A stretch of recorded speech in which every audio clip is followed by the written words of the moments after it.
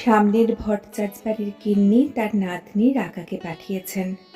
সে নাকি এবার সায়েন্স নাকি সব নিয়ে পড়ছে, কলেজে ভর্তি হয়েছে। একটা সুন্দর দেখতে ট্যাব তার হাতে। ইন্দুবালা আঁচলে চশমা মোছেন, এগিয়ে আসেন রাকার দিকে। একেবারে মায়ের মুখ বসানো। থুতনি ধরে চুমু খান ইন্দুবালা। ইন্দুবালা রোয়াকে নেমে রান্নার বাসনগুলো ভালো করে জল ঝরতে দেন। রাকা অবাক হয়ে জানতে চায়, এই এত কিছু ইউজ হয় তোমার হোটেলে দিদা? ইন্দুবালা হাসেন। কি আর উত্তর দেবেন ওইটুকু মেয়েকে? দোতলার ঘরের কাঠের সিন্দুকটা দেখলে তো অক্কা পাবে। সব নিজের টাকায় বানানো। এখনো 1000 লোককে একবেলা বসে খাওয়াতে পারেন ইন্দুবালা। রান্নাঘরে ঢুকে উনুনের আঁচ দেখে। রাকা যাই দেখছে তাতেই অবাক হয়ে যাচ্ছে। ও মাই গড, কয়লার উনুন! গ্যাস থাকতে এখনো এইভাবে রান্না করো দিদা?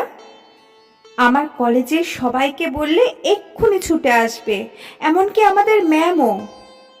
ঘুরে তাকান ইন্দুবালা। এই যে বললি কি সব সায়েন্স নিয়ে পড়ছিস, তাতে উনুন দিয়ে কি হবে দিদি ভাই? রাকা হেসে ফেলে। তুমিও না দিদা? পড়ছি তো হোম সায়েন্স নিয়ে, কুকিং আমার স্পেশাল পেপার। ও, সেটা আগে বলবি তো মেয়ে। ইন্দুবালা উনানের পাশে ধূপ জ্বেলে দেন। উনানের ওপর মুঠো করে ছড়িয়ে দেন চিনি। আঁচের ওপর ধক করে জ্বলে ওঠে আগুন। হাত জোড় করে প্রণাম করেন। সবার পাতে অন্ন জুগিও ঠাকুর। রাকা ট্যাপ ট্যাপ করে তাকিয়ে এসব দেখে। তাদের কলেজে এসব শেখায়নি কোনোদিন। ইন্দুবালা বড় হাঁড়িতে জল বসান। দুমুখ উনুনের আর একটাতে বসান বড় লোহার কড়াই। কোনো এক আষাঢ়ের সকালে জন্ম হয়েছিল ইন্দুবালার। মায়ের মুখে শুনেছিলেন ঝমঝমিয়ে বৃষ্টি হচ্ছিল সেদিন। কাঁঠাল গাছের গুঁড়ি বেয়ে বৃষ্টির জল ঢুকেছিল আঁতুর ঘরে। ঠাম্মা কোলে তুলে নিয়ে বলেছিল, এমন চাঁদপানা মুখ এই বংশে পেলি তুই কোথা থেকে? সোহাগ করে নাতনির নাম রেখেছিলেন ইন্দুবালা। তারও বছর 5 পরে মাঘের কুয়াশা ভরা ধান ক্ষেতের আল দিয়ে বাবার হাত ধরে হেঁটে স্কুলে ভর্তি হয়েছিল ইন্দুবালা। এক পাল ছেলের মধ্যে মেয়ের স্কুলে পড়তে যাওয়াটা ইন্দুবালার মা পছন্দ করেননি কোনোদিনই। কিন্তু যার বাবার টোল যে নিজে কলকাতা বিশ্ববিদ্যালয়ে এককালে পড়াশোনা করেছে, তার মেয়ে পড়াশোনা করবে না সেটা কি হতে পারে? তাই বাবার প্রশ্রয়ে অন্যান্য কাজের মতোই ইন্দুবালার স্কুল যাওয়া আর পড়াশোনাটা চলতে লাগলো। তবে স্থায়ী হলো না বেশি দিন।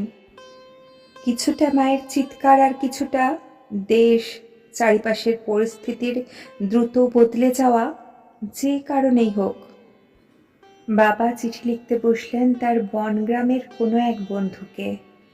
কন্যার বিবাহ দ্রুত সম্পন্ন করিতে চাই, ভালো পাত্র থাকলে জানিও। উত্তর পেতে দেরি হয়নি বেশি দিন। বনিদি বাড়ির ছেলে, দোতলা নিজের বাড়ি, তবে একটু নাকি খুঁত আছে। এই চিঠি যেদিন ইন্দুবালার বাড়িতে পৌঁছেছিল, ঠাম্মা সেদিন আতপ চালের খিচুড়ি রান্না করছিল।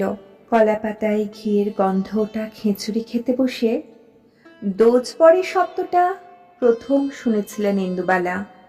ছাদনাতলায় ছেলেকে দেখে তার ডাকাত মনে হয়েছিল। ইয়া গো পাপড়ি চুল, চোখ লাল টকটকে, দাঁতগুলো খয়েরে ছোপে মলিন, নিঃশ্বাসে দুর্গন্ধ। ছেলেকে বরণ করতে এসে মা বাবার হাত ধরে জানতে চেয়েছিল, সব খবর নিয়েছ তো? গা দিয়ে যে গন্ধ বেরোয় ছেলের, সবাই ফিস ফিস করছে, বলছে মাতাল বর।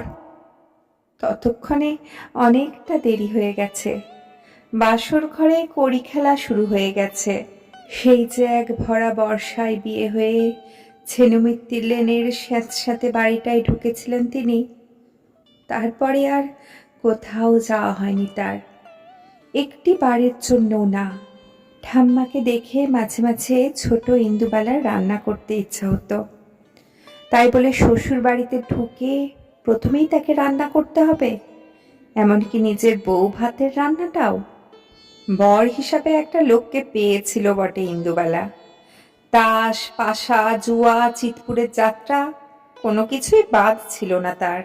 এপাড়া বেপাড়া সব পাড়াতে ভালোবাসার মানুষের অভাব ছিল না, তবে সবটাই ছিল টাকার বিনিময়ে। আর টাকা যেত ইন্দুবালার গায়ের গয়না বিক্রি করে। সেদিন যখন একজন কাবলিওয়ালা বাড়ির সামনে ওই মানুষটাকে বেধড়ক জুতোপেটা করছে, কেউ এগিয়ে যায়নি। অন্য শরিকরা মুখ চাপা দিয়ে হাসাহাসি করছে। ইন্দুবালা কি করবে বুঝতে না পেরে শটান গিয়ে দাঁড়িয়েছিল রাস্তাতে। কাবলিওয়ালার কি মনে হয়েছিল কে জানে, রতনলালকে ছেড়ে দিয়ে যাবার আগে ইন্দুবালাকে বলেছিল, এমন ছেঁচড়া আদমির সঙ্গে কি করে আছিস মা তুই? সেদিন রতনলাল মল্লিকের আরও একটা নাম জেনেছিল ইন্দুবালা। সবাই তাকে অলক্ষ্যে ছেঁচড়া বলে ডাকে। ভাগ্যের কি নির্মম পরিহাস!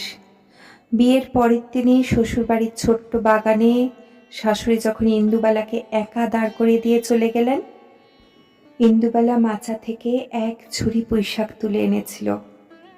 বিয়ের তত্ত্বে মেয়ের ঘরে পাঠানো জোড়া ইলিশের বড় মাথার সঙ্গে পুঁইশাক দিয়ে ছেঁচড়া রান্না করেছিল ইন্দুবালা। অত বড় ডাকাত স্বামী আধ কড়াই ছেঁচড়া একা সাবার করেছিল। তার বাপের বাড়ির পুকুর বাড়ির কাঁচা মিঠে আম তার ডালপালা নেড়ে ফিসফিসিয়ে বলেছিল, নিয়তি, সবই ইন্দুবালার নিয়তি। আজকেও ছেঁচড়া রান্না করছে ইন্দুবালা।